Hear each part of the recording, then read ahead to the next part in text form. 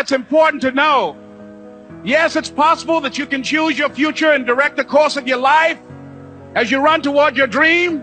It's necessary that you have goals, that you write those goals down, that you plan, that you think constantly of how you can begin to improve what it is that you're doing. If it's your presentations, if it's your recruiting skills, whatever that is, it's also necessary that you look for ways to always find a way to pull it out when everybody else thinks that you are defeated. That you've got to take personal responsibility to know that in order to become successful, you've got to make it your personal business to do it. But the next thing, ladies and gentlemen, I want to share with you that some of you already know that it's hard. It's not easy. It's hard changing your life. It was hard when just over 3 years ago in the Penobscot building in Detroit, Michigan, where I was operating my business, and I fell on some hard times, and I was sleeping in my office. It was hard coming into the lobby, and the security said, "Excuse me, Mr. Brown, can we see you for a moment?" And I said, "Yes." And I walked up to the counter, and he gave me an envelope. And he said, "Would you mind reading it here?" And I opened the envelope, and the envelope was from management that said, "This is an office tower. It's not a hotel. Please do not sleep in your office." And I said, "Excuse me, sir." I said, "I just work long hours in creating my business. I'm an entrepreneur. And right now things are bad for me, but they're not going to be this way always. And I just asked for the opportunity to continue to operate like I'm doing. I'm not trying to make this my home." And it was hard coming through the lobby. And sometimes they would laugh. There's a guy talking about becoming successful. And look at him. He's bathing in the bathroom upstairs on the 21st floor. He sleeps on the floor. Him and 2 other dreamers up there. Look at him. It was hard, ladies and gentlemen, coming to speak to people. And I was facing financial difficulties in my own life. I was behind on my bills and my dreams, and I'm saying to them, you can live your dream. It was hard, ladies and gentlemen. It was very difficult to pick myself up each day believing that I could do it. There were times that I doubted myself. I said, "God, why is this happening to me? I'm just trying to take care of my children and my mother. I'm not trying to steal or rob from anybody. Why did this have to happen to me?" It was very hard. And here's what I want to say to you. For those of you that have experienced some hardships, don't give up on your dream. No one could have convinced me by holding on, by continuing to push forward, by continuing to run toward my dream, that one day I would have my own talk show. It's a long shot, ladies and gentlemen, from Liberty City, an abandoned building on a floor, never knowing my mother or father. It's a long shot. Being here with you today in this dome in Atlanta, it's a long shot. No college training, labeled educable, mentally retarded, but I kept running toward my dream.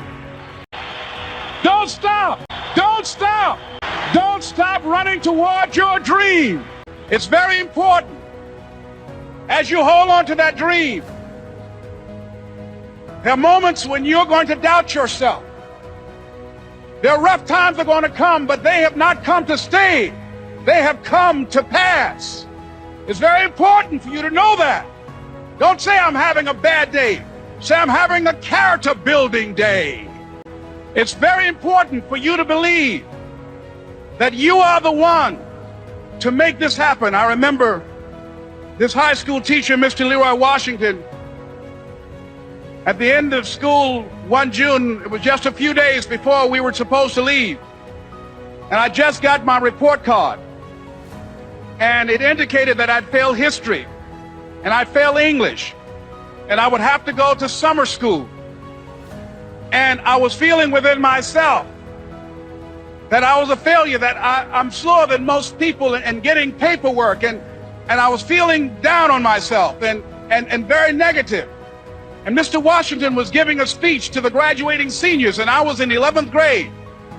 And even though I wasn't supposed to be in there, I went in there because the speech he was giving, that speech was for me. And as he talked, my heart began to beat fast. Tears began to run by my eyes, and I was in the back just listening to him, because he said, and he was a very dramatic man. I still talk to him to this day.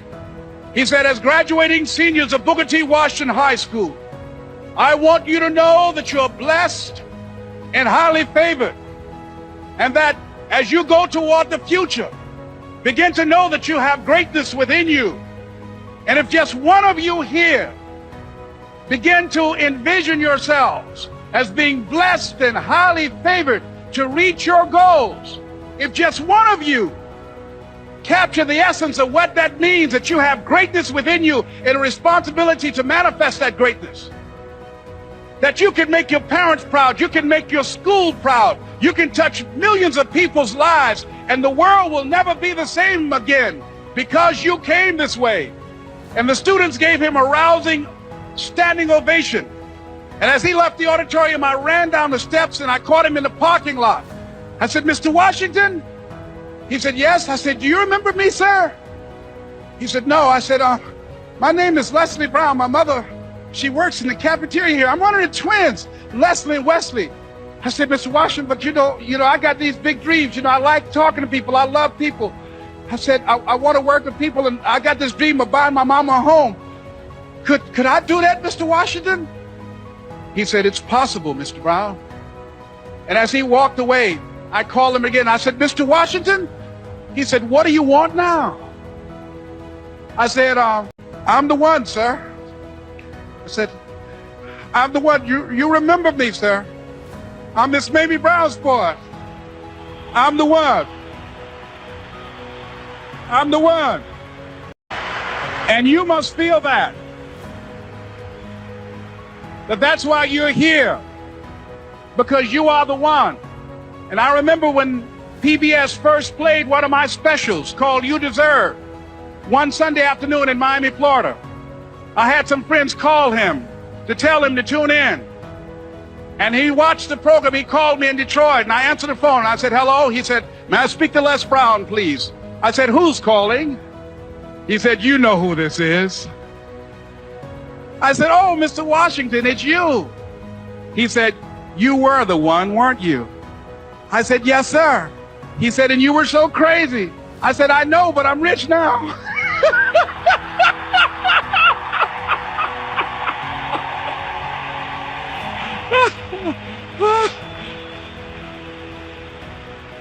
Ladies and gentlemen, it's not going to be easy. It was hard laying on the floor of the Penobscot building, looking out of the window, daydreaming, saying, Les, can you do this? Can you make this happen? I used to listen to tapes day in and day out about See You at the Top, my great friend Zig and Dennis Waitley and different other motivational speakers, and Dr. Norman Vincent Peale and Dexter saying, don't let nobody steal your dream. I used to ask myself, can I do this? And something said within me, you're the one. You're the one. And let me tell you something, ladies and gentlemen. While you're here, and before you go back home to your respective cities and communities, write down at least 5 reasons on why you deserve your dream, on why you won't give up, what's going to make you unstoppable, why you must be unreasonable, because logical, practical thinking says you can't do it today. But if you want to produce unreasonable results in your life, like living your dream and taking charge of your destiny, you've got to be an unreasonable person. You've got to be an uncommon person. So write down the reasons of why you're here. My first major goal was to buy my mother a home. And let me tell you something, ladies and gentlemen. What will reasons do, Les? Nietzsche said, if you know the why for doing, you can endure almost anyhow. What do you mean by that? If you know why you're doing something, when the hard times come, and they're going to come, when the disappointments and the rejections come, and they're going to come by the truckloads, your reasons will be your rod and staff to comfort you, to pick you up. Once again, I got a saying on one of my tapes, if life knocks you down, try and land on your back, because if you can look up, you can get up. Let your reasons get you back up.